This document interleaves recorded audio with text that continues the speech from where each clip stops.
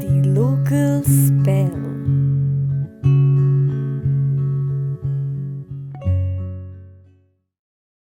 जैसे कि मेरा नाम संचित है, तो मैं आज पहले सबसे कि कुछ आंखें जो होती है ना, वो किसी भी शायर की मैं मानता हूँ कि सबसे पसंदीदा चीज़ होती है शायरी करने के लिए। तो आंखों से शुरू करेंगे।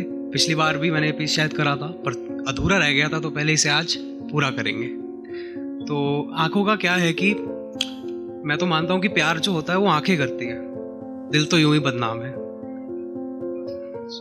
शुरू करते हैं। जाम बनाकर कोई क्या करे, जाम बनाकर कोई क्या करे, पीना नहीं आता। बिना तुम्हारी आंखों का दीदार किए जीना नहीं आता। हमें तो उन आंखों के उस दरिया में बस डूब जाना है, दूर दूर तक जहां कोई सफीना नहीं आता। पीती होगी दुनिया, पीती होगी दुनिया, मैखानों में बड़े मकानों में, जाने संग कैसे पिलाने वालों के। हम तो पीते हैं आंखों के प्यालों से, हम तो पीते हैं आंखों के प्यालों से। जो आंखें होती हैं ना, वो बहुत कुछ बयां कर जाती हैं असल में। अक्सर कुछ ऐसी बातें होती हैं जो हम लोग कह नहीं पाते, तो उन्हें हम लिख कर बयां कर देते हैं। पर कुछ ऐसे अल्फाज, कुछ ऐसी बातें जिसे हम लिख भी नहीं पाते, ये आंखें उन्हें भी बयां कर जाती हैं। तो गुलजार साहब ने एक बहुत खूब बात कही है इस पे कि ये तो आंखें थी जो कह गई सब कुछ, अगर लफ्ज होते तो मुकर गए होते। सो कंटिन्यू करेंगे। तुम्हारी पलकों के झपकने पर ये धड़कन मानो रुक सी जाती है, तुम्हारी पलकों के झपकने पर ये धड़कन मानो रुक सी जाती है। जहन में तो आंखों में तुम्हारी देखूं जो मैं आंसू, जहन में मेरे कयामत सी आती है। क्या किताबें, क्या तजुर्बे, ये आंखें ही तो हैं तुम्हारी जो हमें जीने का मतलब समझाती हैं। तो कह देती हैं ये आंखें भी, कह देती हैं ये आंखें भी, क्योंकि नहीं पसंद इन्हें कोई वास्ता गिले शिकवे मलालों से। हम तो पीते हैं आंखों के प्यालों से, हम तो पीते हैं आंखों के प्यालों से। उन मासूम आंखों को तुम्हारे चेहरे पर सजी वो खूबसूरत ऐनक ढकी रहती है। क्या करें, किसी को चश्मा भी लगा होता है, आंखें उनकी भी खूबसूरत होती है।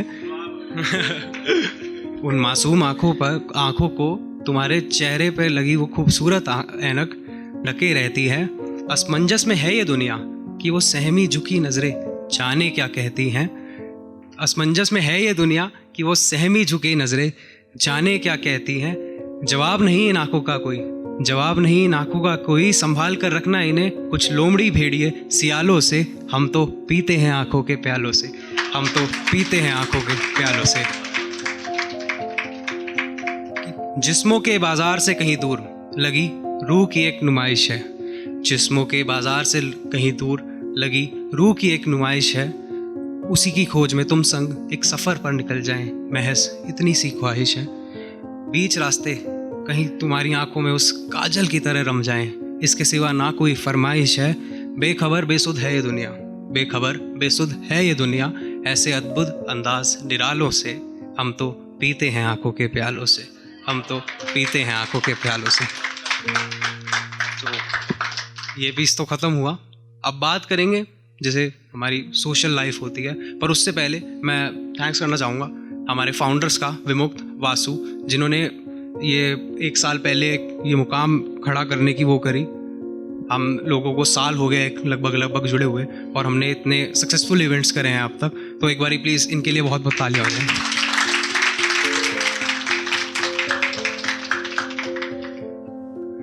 तो अक्सर क्या होता है कि ज़िंदगी में हम नए नए लोगों से मिलते हैं, उसमें से कुछ एक्सपीरियंस अच्छे रहते हैं, कुछ नहीं रहते उतने अच्छे। तो उसके हिसाब से शुरू करते हैं कि यूं तो इस हसरते जहां में हमारी मुलाकात कई हंसी चेहरों से हुई है, और उन्हीं मुलाकातों के सिलसिले में हमें थोड़ी प्रशंसा, थोड़ी निंदा और कुछ कटाक्ष भी मिले हैं। पर हमारा पसंदीदा किस्सा वो है जब एक रोज़ किसी ने हमारी तुलना चांद से की थी।